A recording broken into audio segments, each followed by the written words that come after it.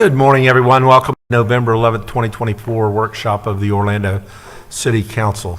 This morning, Commissioners, we are going to have an update from the Dr. Phillips Center for the Performing Arts. It's hard to believe that we celebrated last year 10 years from the grand opening, but we've been working on the Performing Arts Center for probably 2 decades before that, at least a decade before I got here. And in 2003, one of the campaign planks in my first campaign was to build a performing arts center in downtown. And for a while, it was just Jim Pugh, Kathy Ramsberger, and me were the three.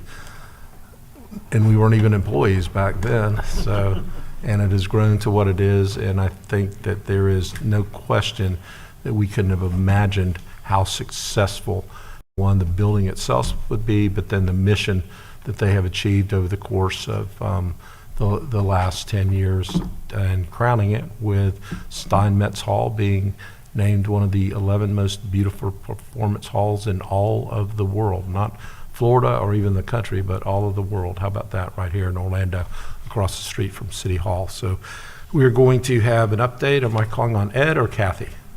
Yeah. Okay, Kathy Ramsberger, CEO and employee number 1 of the Performing Arts Center. Good morning. Good morning. We're happy to be here. First Pull of your all, mic up just here. okay. So, thank you for coming to the 10th celebration last week. I appreciate that. I'd like to recognize our chair, Mr. Ed Timberlake. He's been a volunteer, believe it or not, for maybe 18 years, around that time frame, so a long time. So we have a lot of volunteers that have been there for quite a while. So I also would like to recognize our team. And if you guys just stand up for a minute, this is a fraction of the team.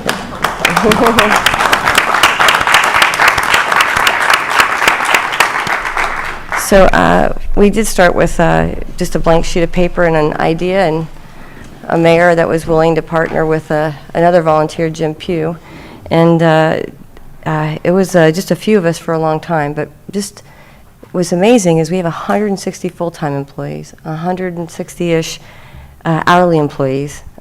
We have partners with a couple organizations that provide 200 more employees, and then we have 300 volunteers that are working all the time to keep that venue alive every day. Should be, especially after the efforts to get it built. It needs to be alive every day.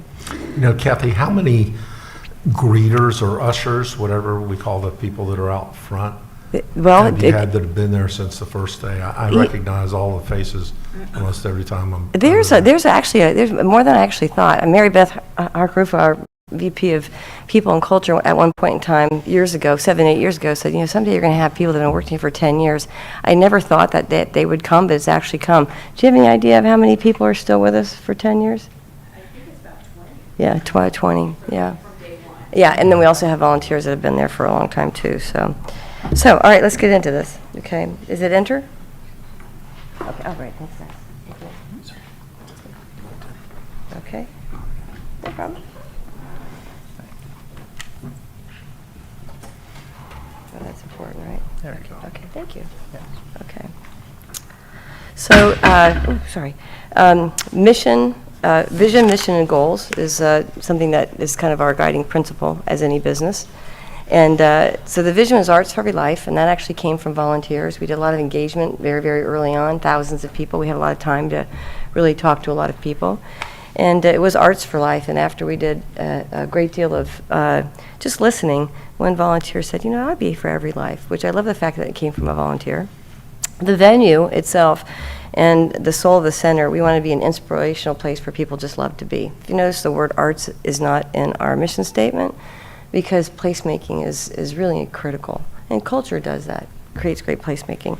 We have 3 primary goals of the organization. 1, we create and present exceptional programming that reflects all forms of arts, entertainment, and event content, which is great because our venue pretty much runs at risk. So we purchase a great deal of content.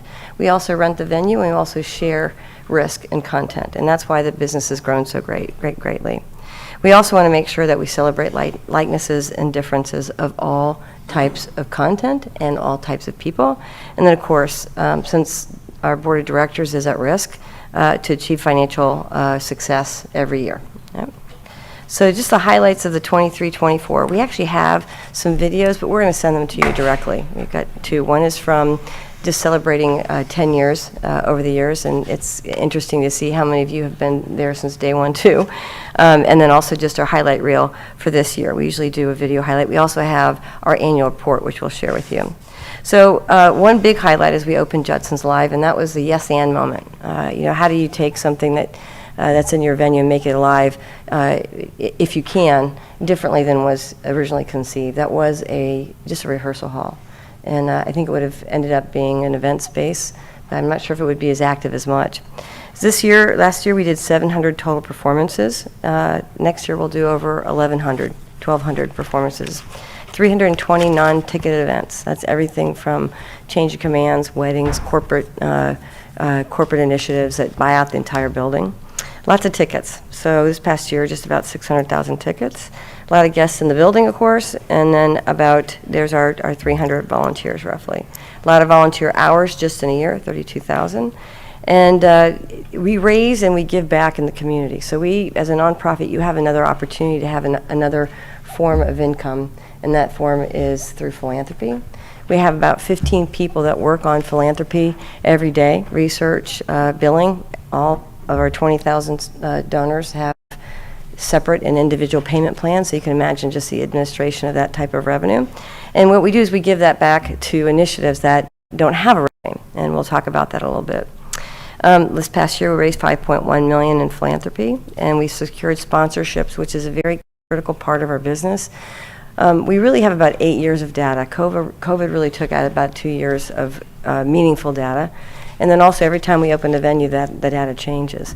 But what's important from a business perspective is how do we align businesses with our brand to increase their business from a financial perspective or exposure. And we're growing that greatly, led by John Poole, who's here today. We've done $66,000 in scholarships this year, continue to raise money as much as we can to provide scholarships. That's to our camps, but it's also for college. And then a lot of community give back, which we'll talk about that in a minute. Here are the businesses that have now aligned with our business. We have a good product. It's a happy product. It's also something that we have a team in place, as I mentioned, help those businesses actually do business at the Art Center. Important. Activity. This is a lot of the stuff is coming from Spencer's leadership. 5.4 million kilowatts of electricity. I'm not sure what that means, but it sounds like a lot, right? A lot of chilled water. This is something from an economic impact perspective. Who thought that we would be serving just about 77,000 meals in the Art Center? Almost 25 to 28 of those are in the back of house to artists and to events that are in the back of house. A lot of drinks poured. That's 5.17 million ounces of drinks poured just in 1 year. A lot of paper products, of course, if you can imagine what that is. Then just screening. We were one of the first venues to bring the Evolve system into actually Florida. And a lot of people in there in and out a day. A lot of email spams, of course, field trips, school buses, which is always wonderful to see them wrapped around the center, and a lot of data. Judson's Live, just in the time that we've been open, 10 months or so. Again, smaller margins in this room, but engages a lot of people. So in a teeny room, 140 seat, just about 40,000 tickets have been sold in that room. 330 ticketed shows, a lot of local touring and artists, 125 of those. And again, from an economic perspective, this room provides a whole different experience for guests to enjoy music and each other simultaneously in that. And then we do just about anything we probably try. So I love it because it's kind of a little bit of a music and event lab. So George Miliotis here, he does a wine tasting. We've partnered with him. We are now going to tour him through Florida through our programming team. Just in terms of total revenue, again, our very first year that we were in business, we did about $26 million.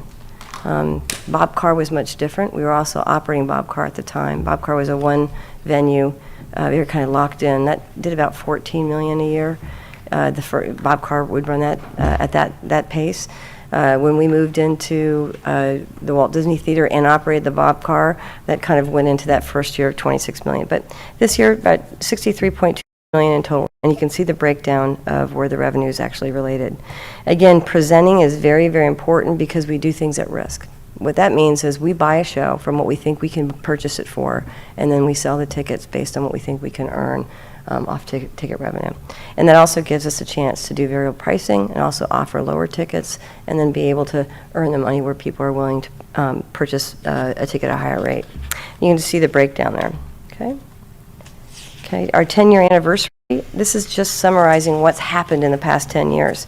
5 million people have been through the doors of the Art Center. Just about close to 4, you can see I'm rounding up. I like to round up, it's easier. So about 4 million tickets sold. Again, there's those volunteer hours over 10 years, lots of performances, lots of non-ticketed events. So that mission statement, an inspirational place where people love it, it's working.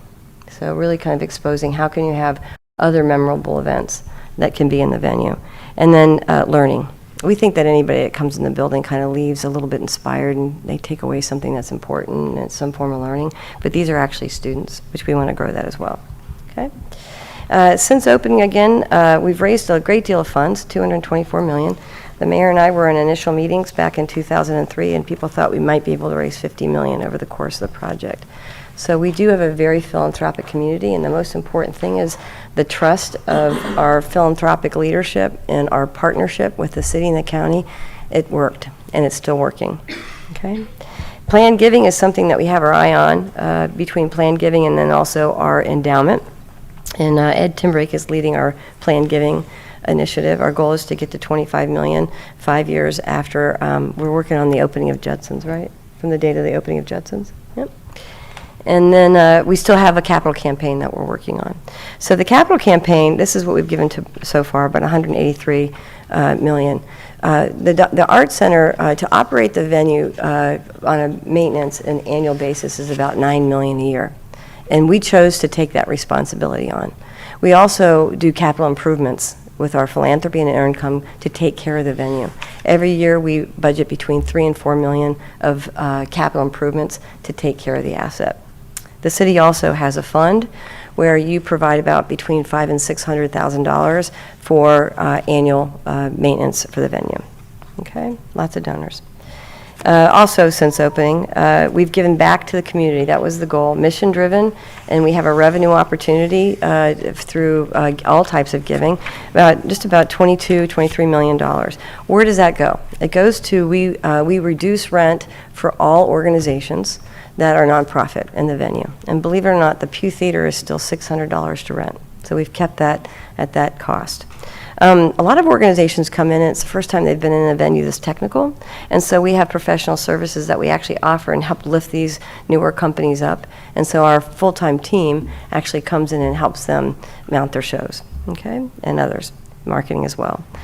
We do about community engagement since 10 years, almost 5 million in community engagement. And when we do a ticket initiative, and many of you know this because you have used your funds to help us purchase tickets, we have to purchase the tickets. So we don't have a pool of tickets that are available at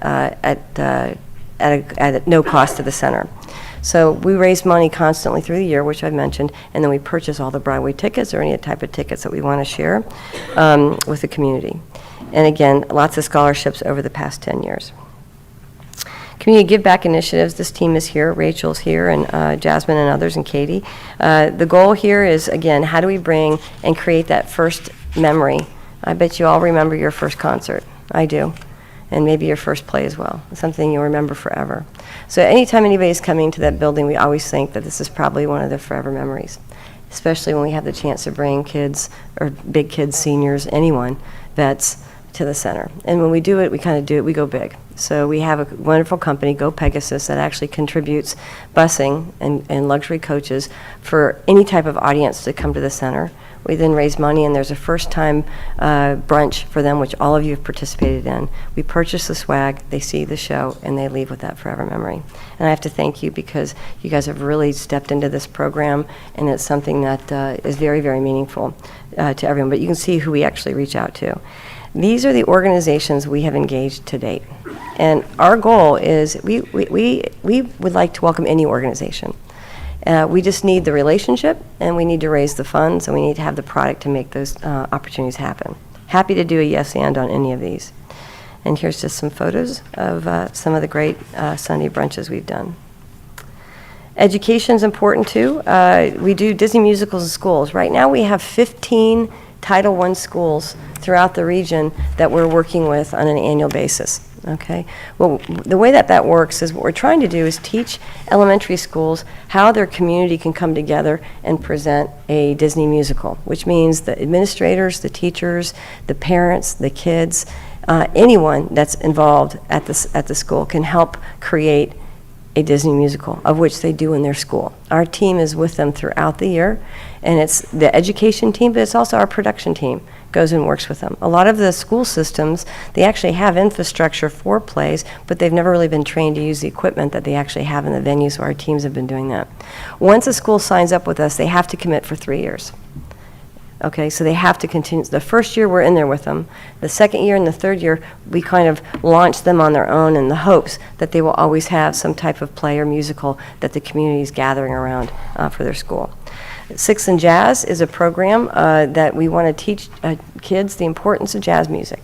And we've created a wonderful new show where kids actually love jazz by the time they leave, and they realize how jazz has influenced so many different types of music forms that they listen to all the time, and they didn't know it was jazz.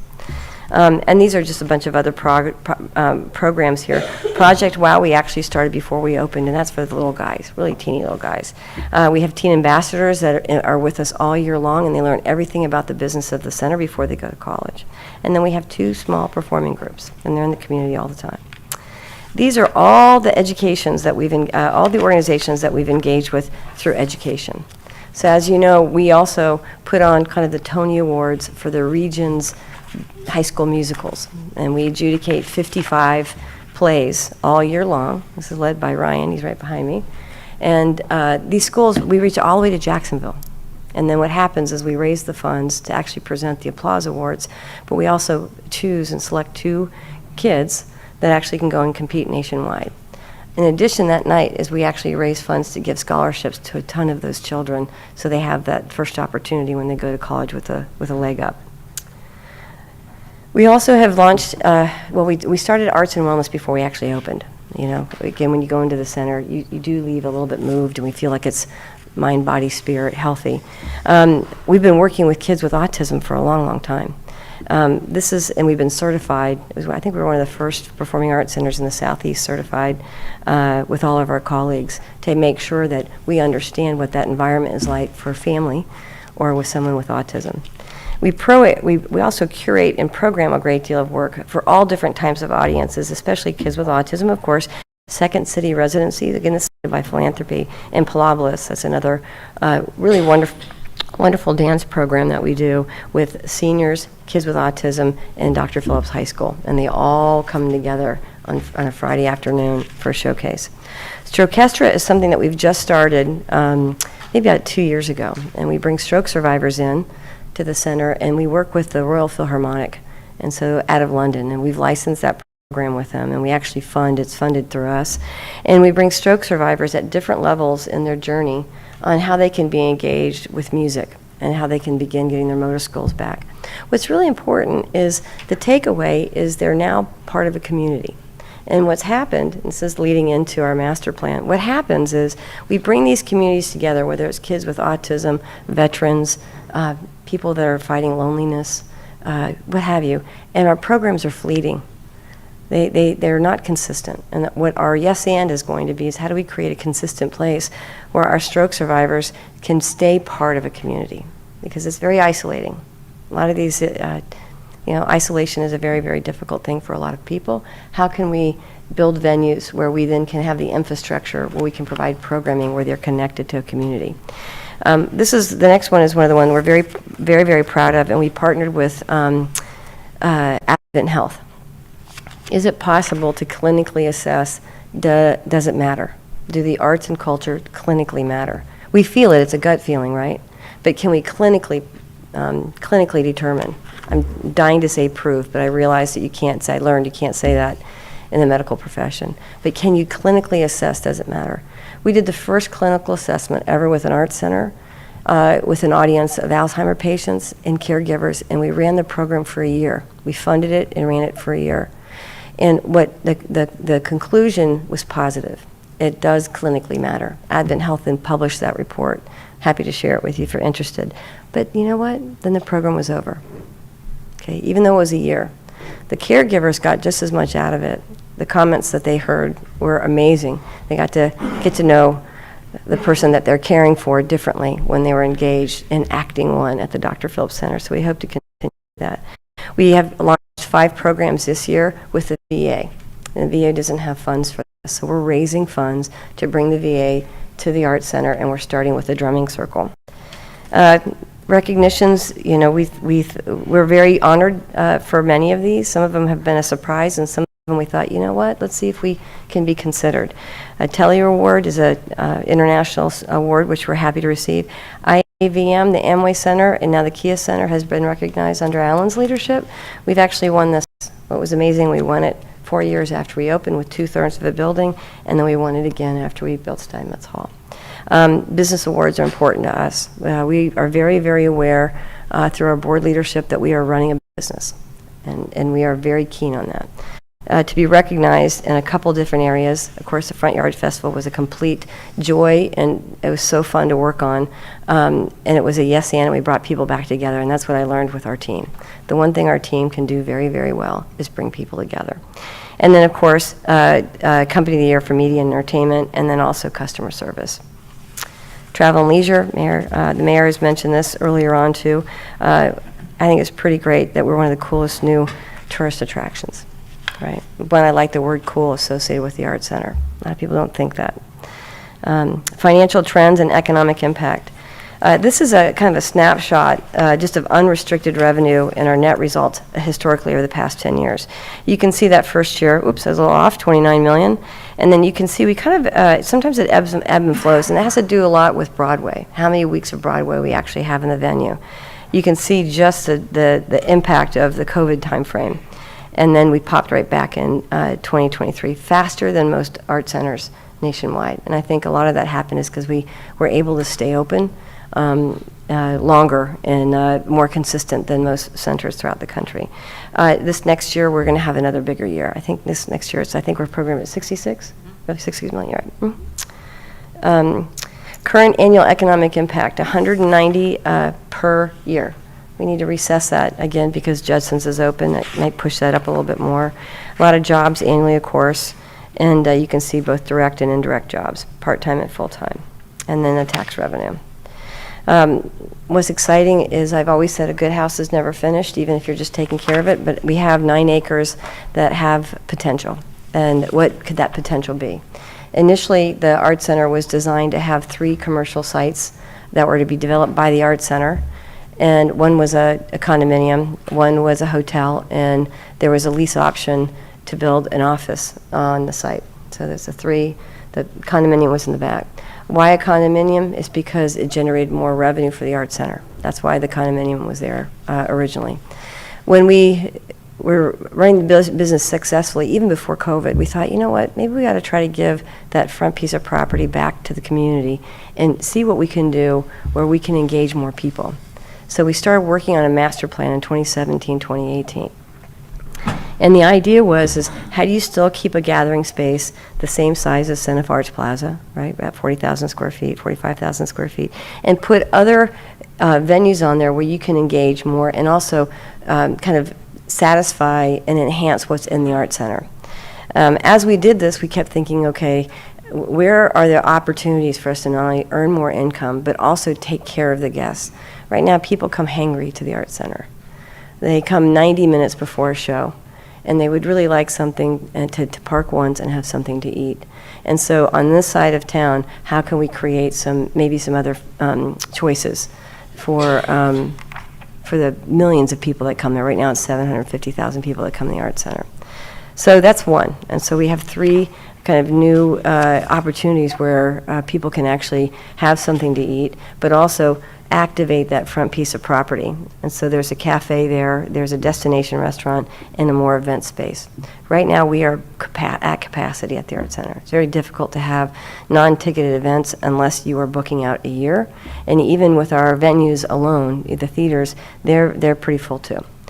So how do we, again, take the 9 acres and maximize the opportunity with both mission and both fiscally responsible opportunity? Initially, we thought in 2017-18, and our leadership wasn't ready to kind of give up the condominium because of the revenue it was going to generate. And then we thought, well, let's see if we can do a parking deck back there. And how can we do a parking deck that can expand? The region needs a 750-seat theater where work can sit down longer than 2 or 3 days. The longest running program we have is usually through Broadway. And then we're going to be expanding our Broadway weeks from a revenue perspective. But how do we have some work that can sit down a little bit longer? Because some work needs to sit down longer. One, to recoup their investment, but also to reach more audiences. And the right size number from a financial perspective is 750 seats. Hard to do it with a 500-seat theater. If you get a little bit higher, we're kind of encroaching on other venues we already have. So that's the venue size we've studied and determined. We need, so in this parking deck, it's more of a cultural facility that happens to have 600 to 800 parking spots. And the idea is that revenue will then help support the work that's going to go into this, the creative workshops and the 750-seat theater. So on top of the deck, we want to develop creative workshops where we can actually have these populations that I mentioned earlier have consistency. One, there's parking and accessible. But 2, we can run these programs with our stroke survivors, with more children, with more seniors, with more audiences on a consistent basis where they're enjoying. It's not an educational experience. It is a cultural experience. And they're going to learn something along the way, too. In addition, these creative workshops can help us in the region develop more work. Creative studios, they're smaller, 150 seats, maybe even smaller than that. It's where can they work start growing. We're actually becoming a little bit of a destination where work outside of Orlando wants to come here and use the strength of our talent in Central Florida to create new works, which eventually they'll tour. Okay, so that's a business need, and it's an opportunity for our region. So these creative studios are on top of the parking deck. Okay, and then the grassy knoll in the front, which is the Senate Arts Plaza, that would still take a different shape. And what would happen there is we would then be able to program the venue a little bit in a way that's more functional. Right now, the 3 acres in front is kind of like a concrete island. It's very difficult to service and activate that space. So the infrastructure underneath the plaza is key to that. So it's 11 new active spaces. And there's the parking deck. The total impact annually would push us to $360 million a year. And a lot of state and local tax revenue, a lot of room nights, and a lot more jobs generated. The master plan timeline is all dependent on funding. And our goal here is to really pursue tourist development tax funding and support from the city if we can. The capital investment from philanthropy will be smaller on this partnership simply because of the funds that we're raising every year for these programs. Raising right now we do between $5 and $6 million a year. We put about $3 to $4 million into taking care of the asset, and we want to focus on that as well as an endowment and planned giving. There will be some capital investment because we have naming opportunities for that. So the business model is a little bit different than the first go-around, but still a pretty fair partnership if we can. So the goal right now is we've actually are pulling together the same way that we did in round 1, a creative team to advance this a little bit more thoroughly so we have a clearer assessment of cost.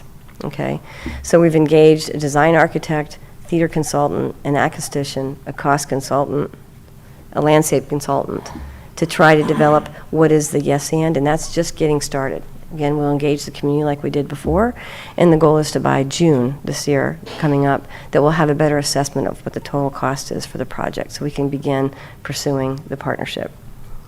The idea, now this is not going to be as long as the Art Center. Performing arts centers are very difficult to build. They usually take about 30 to 36 months just to design and about 30 to 42 months to build. That's if you don't hit a recession and you don't get involved in COVID. Ours were a little bit longer because of those two. So the idea, this could be under construction in 2026, and we are going to open it in phases where we can realize this by 2028, some of it, and some of it can be done a little bit, maybe a year or two after that. We have a 5-year strategic plan that embraces this, and I think there's 2 things in here that I want you to know. What's really nice is we've got such a capable team that's been operating the venue, it's easier for us to put a pro forma and a business plan together. Okay, so we started early with pro forma, now we have a business plan. And our strategic plan, we focused on 4 things: the place, programming, how do we keep it alive, people, and then also productivity. Okay? So, place. We're growing from 9 to 20 venues. 100% funded. We want to have secure. That's a goal in the 5 years. 5% increase in guest satisfaction. And one thing we do differently than most art centers is we survey almost out of every single show. Where we're getting dinged are a couple areas. Mostly it has to do with they're hungry. Okay, food. They're hungry. Downtown Orlando, we need more restaurants. We've also done an assessment by a company called Comp Springs, where it is warranted that we do need additional restaurants closer to the center. Okay? Program is, we want to increase our ticketed events, and we can do that with these other programs. And then 40% increase in self-produced educational programs. We have the opportunity, especially if the site is more accessible. And I know that there's parking close by, but for kids and for others, if they have to, cross bigger streets, and it's dynamic, so that on-site parking would be helpful. We want to do 100% increase in private events, and that outside space will help us do that. And then we want to arts and wellness initiatives where they're consistent. So these are 20 programs consistent, okay? And then the idea for the front piece of property, we looked at a venue called Clyde Warren Park in Dallas. They produce, they bring 1 million, actually now it's 1.5 million people to this great space, and they do 1,000 free events. And so our business model emulates that. That would be paid through by sponsorship, our annual fundraising, to make sure that we can deliver on that promise. Okay? People. We want to increase our show attendance, of course, our student participation. We want to push to 5,000 community engagement beneficiaries annually. Okay? And then, again, make sure that we can bring more people in for arts and wellness. And then just in terms of our financial side of it, a 75% increase in net present income, a 79% in show and food and beverage income, 1,000% in event revenue, and $3 million annually in ancillary income. With that ancillary income is the parking deck and maybe some lease opportunities for the restaurant up front. Okay? So the business will have a chance to grow to $111 million once this is realized. So it's a good growth. Yep. Thank you, Kathy. Questions or comments? Commissioner Sheehan. Well, thank you, Mayor, and Dr. Phillips is, of course, something that I just absolutely adore. I mean, as a child, I went to Cleveland Symphony, and it changed my life. Like you say, it was something I'd never forgotten in my whole life. And the fact that we're providing that to other children is just one of the best things ever. And thank you for all of you for providing that experience, because I know it changes lives. And education is so important now more than ever, because these kids aren't getting the education in their schools that they need to. So I think this facility is more important than ever.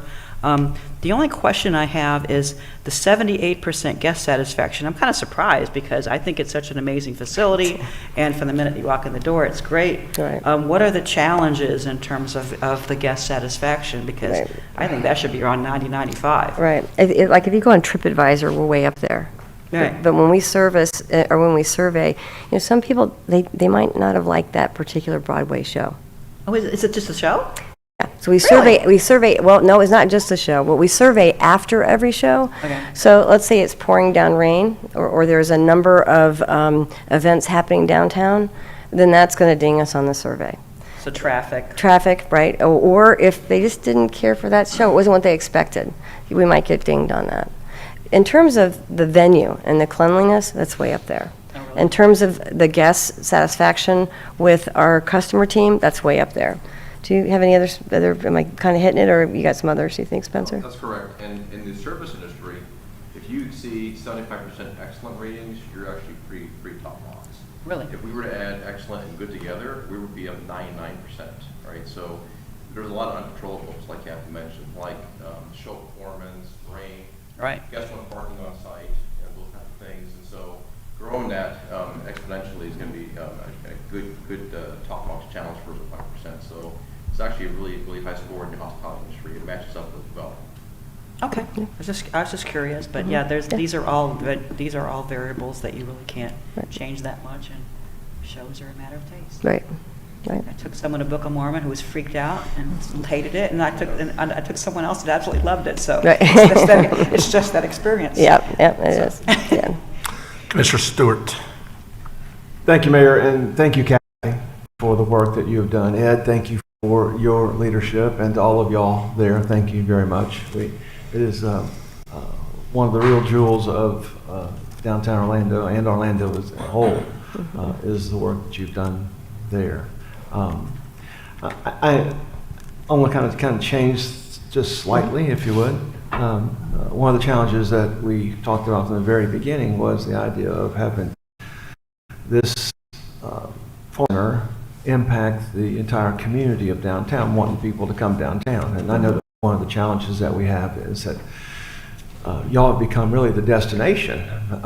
Before what we wanted was the downtown to be the destination. You become a ancillary to the destination of downtown, and now it seems to be a little bit backwards. So tell me a little bit how some of the things that you think the city can do. I'm not going to put you on the spot, and maybe tell me later privately. But some of the things that you think the city can do to help create that experience before you get to the building, Right. and the experience after you leave. Right.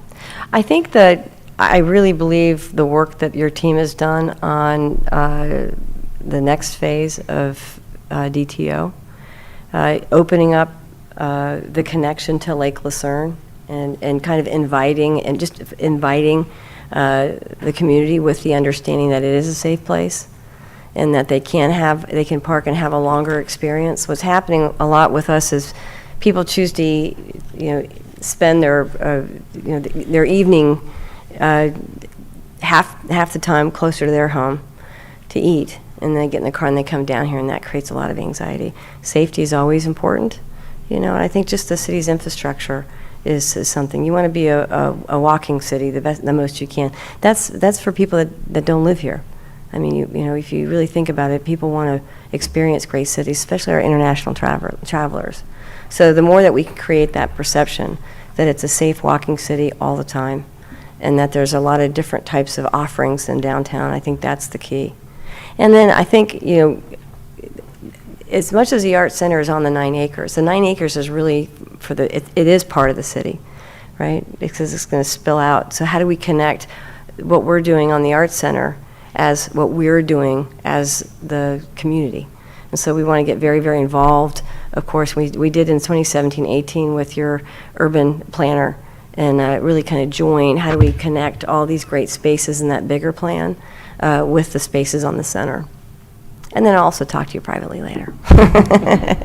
Thank you. You're welcome. And back a little bit of what Commissioner Sheehan has said, part of the challenge that we see in our community is that many others haven't experienced other performing arts centers. I mean, some of us have been to other cities and know the challenge of parking, and know the challenge of getting there, and know the challenge of having to either taxi or Uber to a location. That's the only way you could get there. But there's still a great performing arts center. Right. And so I'm curious, as when you're surveying, are you surveying those who have been in attendance of other art centers, and how they are in comparison compared to the fact that their only experience is ours? Right. That's interesting. There's about 36 of these centers worldwide, and the CEOs get together every 6 months, no matter what. And they've been doing this for 30 years. Next week, we're getting together in Newark, New Jersey, and actually next spring, all of these CEOs are coming to Orlando for the second time. They came in 2015, and they're going to come next year. It's interesting to hear their comments when they come here. And I invite you all to kind of meet with them and listen to them. That's been the best learning for us. I think the best thing for our center, as much as it took as long as it did to build, the timing that we did it was great, because we had the chance to learn from all these cities that have been working with institutions where the cultures aren't the same, or around the city it's not the same. But usually the Art Center is the catalyst in the city. I can give you a number of examples where the Art Center changed the city. Cleveland is one, right? And that has been consistent. And that entity has been growing and growing. The Cleveland, and I think Commissioner Sheen, you might know this, that business is the largest property management company in Cleveland. They also have built a hotel and an apartment complex, and all that revenue goes to purpose. So they take their revenue and they give it back to the community, back to the city, so the city then can do more. Fascinating. All different. They're all different. Yeah. Yeah. I think the one thing that we hear here is it feels different. Yeah. It's a very happy environment where it's just the culture is different, and I think than others. And the nice thing is we had the chance to start the culture rather than change one, right? Yeah. Well, I thank you very, very much, and thank you to your staff. I don't go when it's not a wonderful experience. Even though I may not like this show, it is still a wonderful experience. Thank I you. appreciate it. Thank you. Commissioner Ortiz? Thank you, Kathy. What a great presentation. I mean, it goes without saying, you do know your industry. You barely look at those notes. Just talking, that was Oh, I did. It's a pretty big presentation, so you do know what you're doing. That's awesome. I really appreciate what you do. Thank you. I got a question. You talk about grants for kids. How do they apply for these grants? What kind of elements, what kind of requirements are there? Well, so for instance, the CFHLA actually gave us a gift years ago, and they restricted their scholarships to kids in the families that have children in the hospitality industry, right? And that's led from an administration perspective. If it's an educational program, it's led by Ryan's team, right? So, and then we post things on the website and those kinds of things. So we give other scholarships just to, that one's restricted, but we do scholarships for all of our kids' camps and also throughout the year. Website's probably the best way to find it. I know there's some schools that are tying with the Dr. Phillips Performing Arts. How about those that are not? How about those kids that are in other areas in our community that want to be part of the Dr. Right. Phillips? And maybe try to get some of those grants to Right. be part of Dr. Phillips, or try to come over and learn at Dr. Phillips. Right.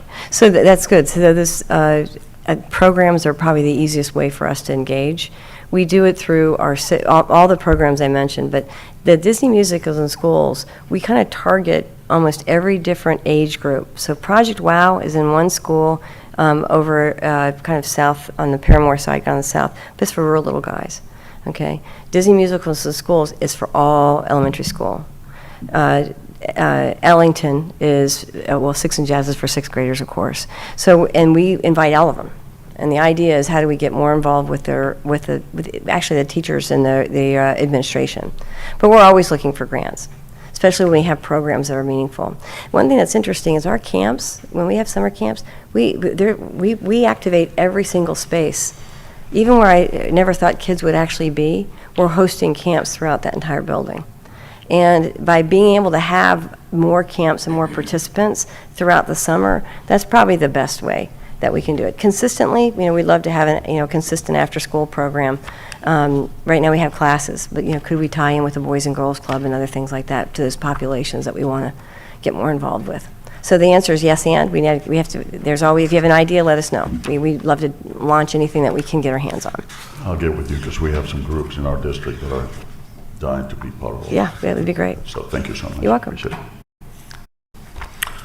Okay, I guess the only other thing I'd comment on is the ability to pick on, so after Pulse, of course, we would have Yeah. never envisioned that would become the memorial site, but it did, and that worked out in a very nice way. And then the front yard during the course of COVID was a great example of being able to pivot and make use and do something innovative.